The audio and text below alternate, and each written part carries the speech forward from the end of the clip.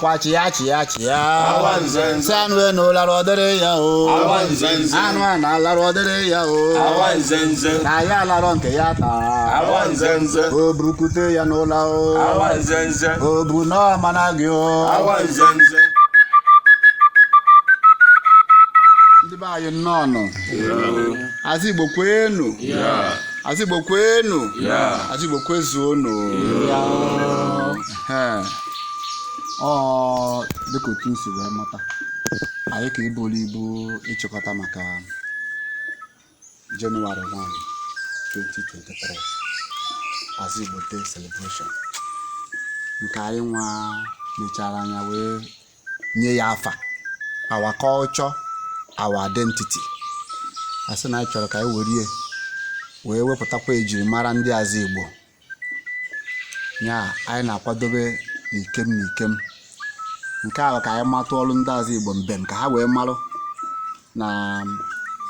nyawa ọgba iji n'aka na ọ dị ikuko na nyawa ije na ya agaghị aga ụbọchị ahụ abụghị fechaa abụghị ụbọchị onye aka ọrịa n'akụkọ mana nnukwu ihe mere gịnị ihe kwarịa ọ ya mere ka anyị ji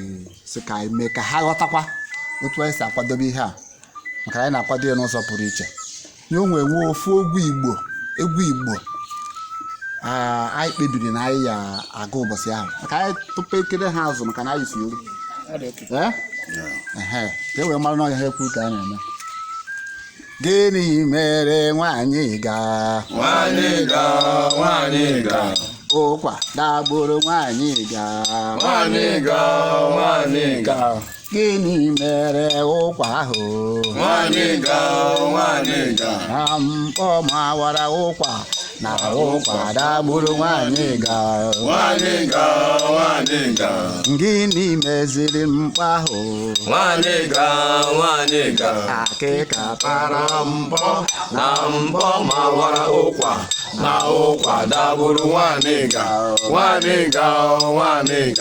gịnị mere akịka ahụ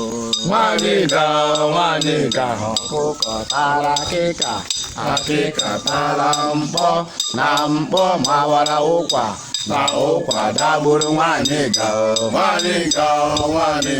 ọ gịnị meziri ọkụkọ ahụ na egbe buru ọkụkọ tara akịka tara mkpọ na mkpọ mawara ụkwa na ụkwa dagburu nwanyị ga gịnị mere egbe ahụ na egbe gbagburu egbe na egbe buru ọkụkọ tara akịka tara mkpọ na mkpọ mawara ụkwa na ụkwa dagburu nwanyị ga ọ gịnị mere egbe ahụ na ụzụ kpụrụ egbe na egbe gbagburu egbe na egbe buru ọkụkọ tara akịka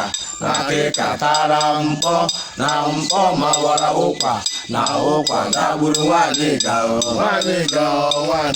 bụ gịnị mere ụzụ ahụ na Chukwu kere ụzụ na ụzụ kpụrụ egbe na egbe gbagburu egbe na egbe buru ọkụkọ tara akịka tara mkpọ na mkpọ mawara ụkwa na ụkwa dagburu nwanyị ga